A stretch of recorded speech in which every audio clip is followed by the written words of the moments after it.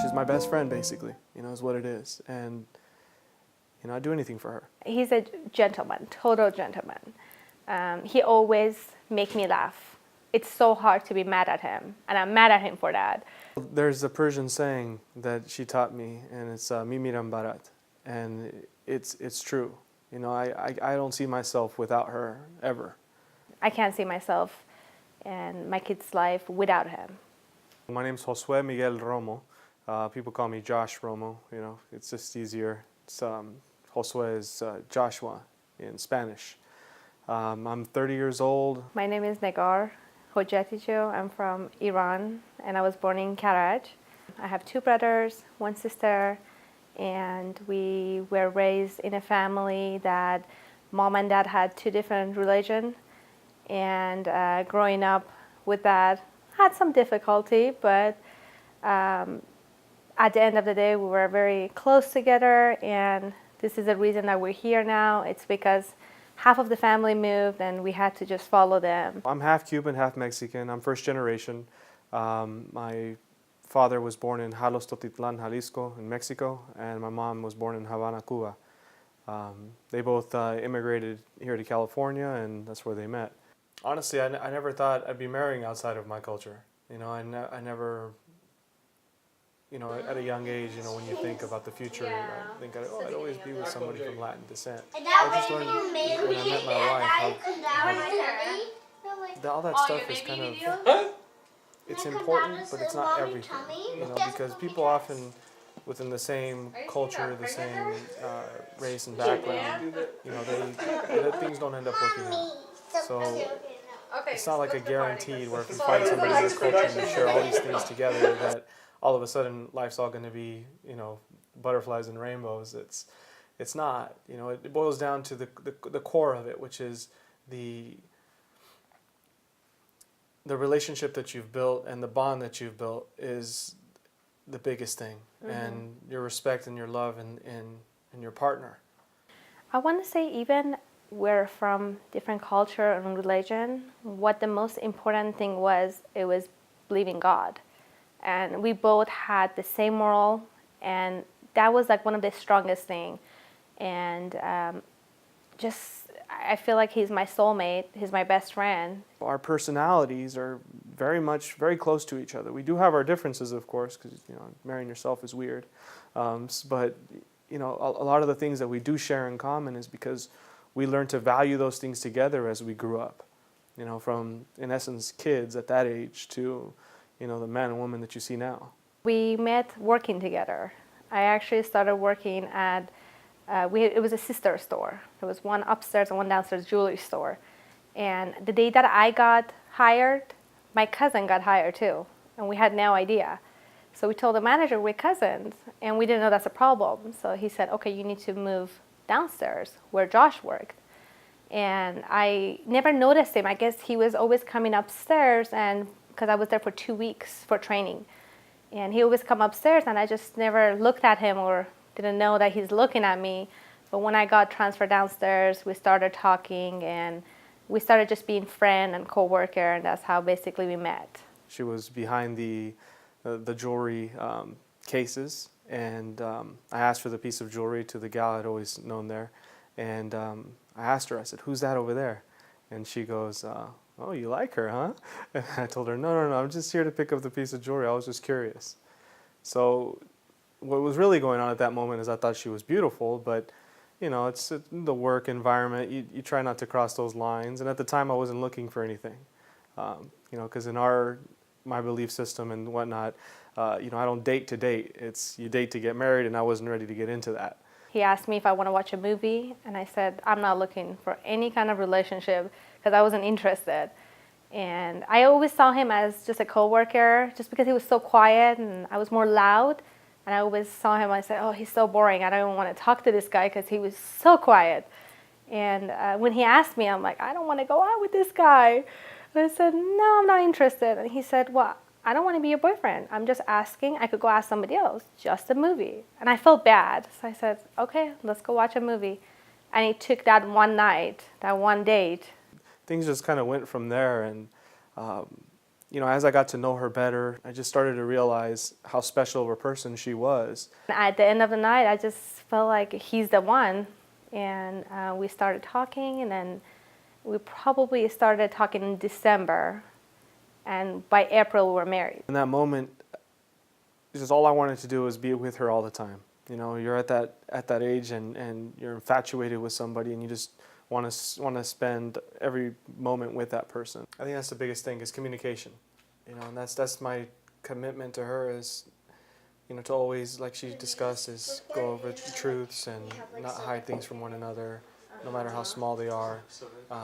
Just be transparent and always have those open lines of communication, because often a lot of the arguments, they stem from lack of communication and not having everything out there.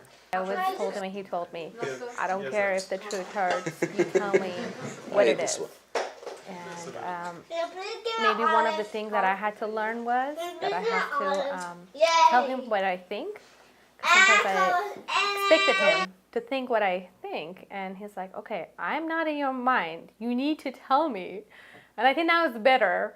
I just tell him what I think, and sometimes he say, okay, maybe you should keep some of those and just tell me briefly.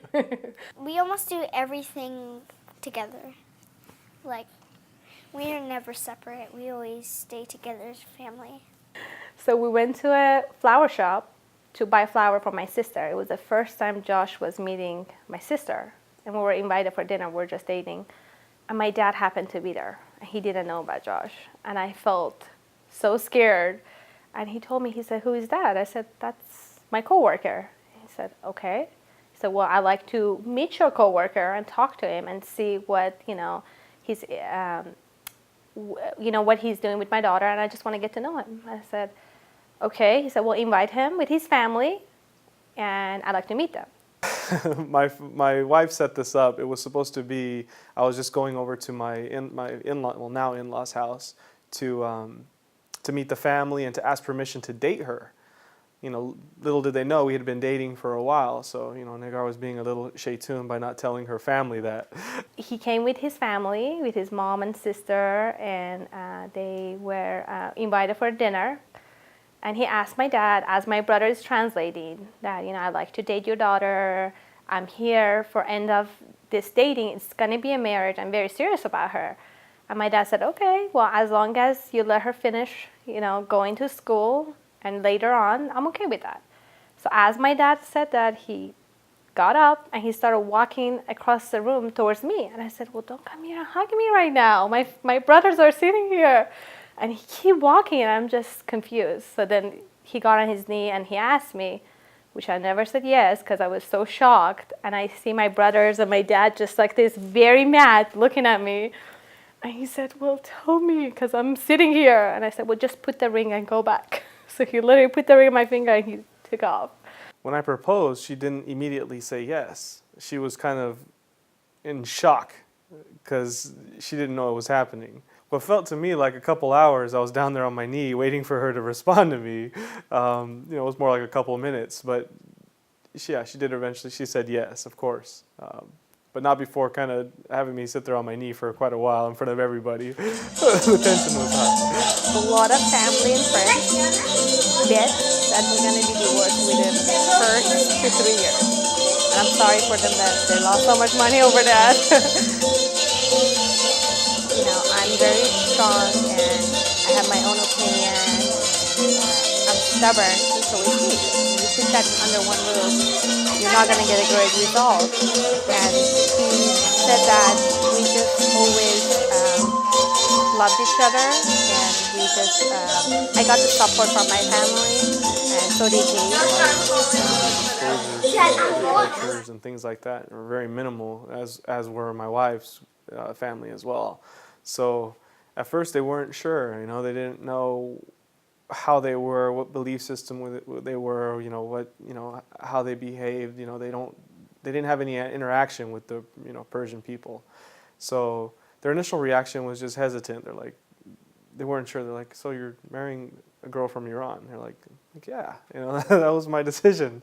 And they say, they told me, they're like, you couldn't find a girl within your own culture. They told me that. And I told him, yeah, I mean, I had dated plenty of Latina girls, and you know, it's just she was the one. You know, I didn't look at all those other things, you know, the commonalities that we'd have together by marrying somebody of the same culture, the same race, the same, you know, religion.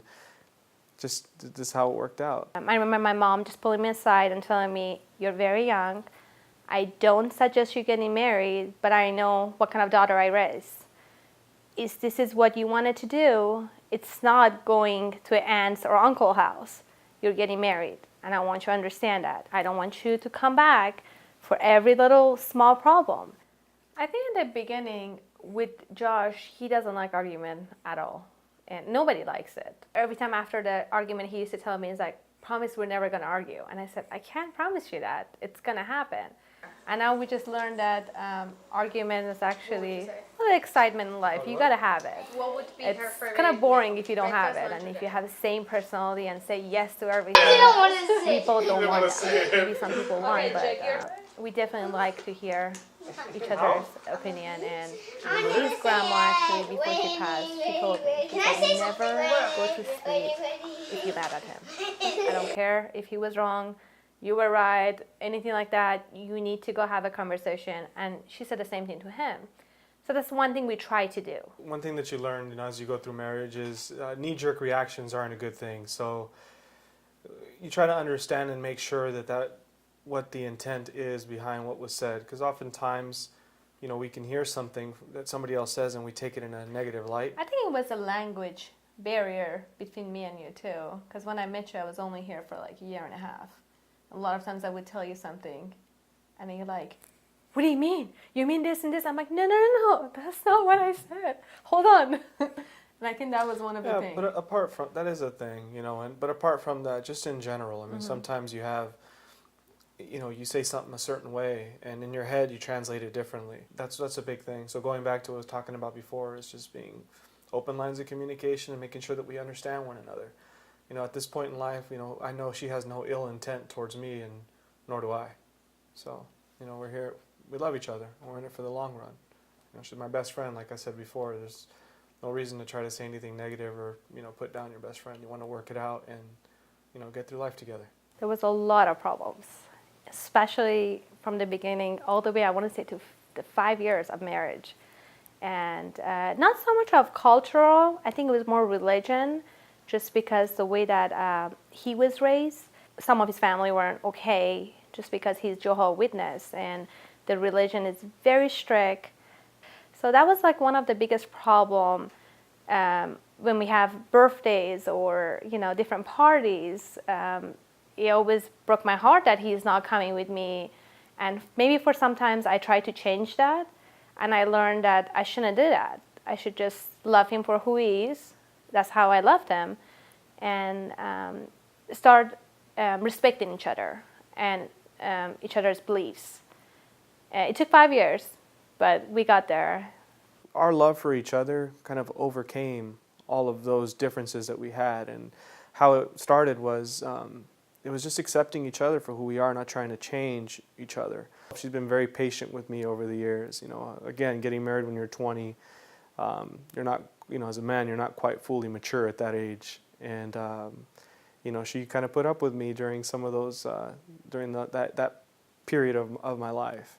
He means the world to me. He is my better half, and he means everything to me, because a lot of times if I'm down, he's the one that picked me up, and I just couldn't imagine my life without him.